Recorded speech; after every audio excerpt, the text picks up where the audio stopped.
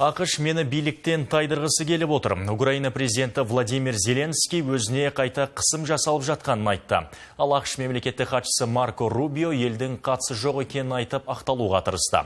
Израиль болса Палестинаның жерін тартып алуды бастады. Шартараптағы соңғы жаңалықтарды Ергелді Тілеуқұл шолып шықты.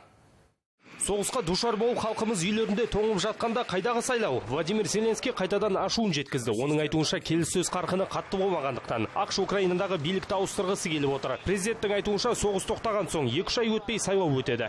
Розвідка доповідає про беду. Қарапайым заттарды түсіндіруге тура келетін жағдайларда күлкім келеді. Соғыс болып жатқан жерде қалайша учаске ашып адам жинауға болады.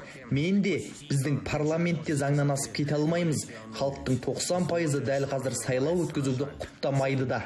Кәрі құрлықты аралап жүрген ақш мемлекеттік хатшысы Марко Рубио барынша ақталуға тырысты. Венгрияға сапары барысында журналистер келіссөз бойынша Украинаға жасалған қысым туралы сұрады. Бірақ сыртқы саяси ведомство басшысы мойындамады.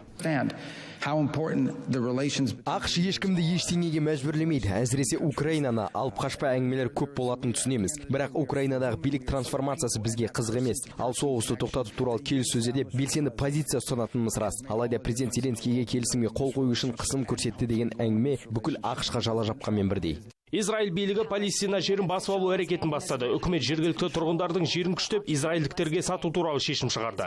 Палестиналықтар енді жерімізден айырыламыз ба деп дабыл қағуда. Бұл шешімге израильдік оппозиционерлер де қарсы. Бұл шара Палестинаның бүкіл аумағын бақылауға алу үшін істеліп жатқандығы айдан анық. Ал жергілікті араптар өз жеріне өздері иелік ете алмай қалады және өзінің дұрыстығын да дәлелдей алмайды. Сондықтан біз биліктің бұл шешіміне барынша қарсыласып жатырмыз, алайда күшіміз жетпейді.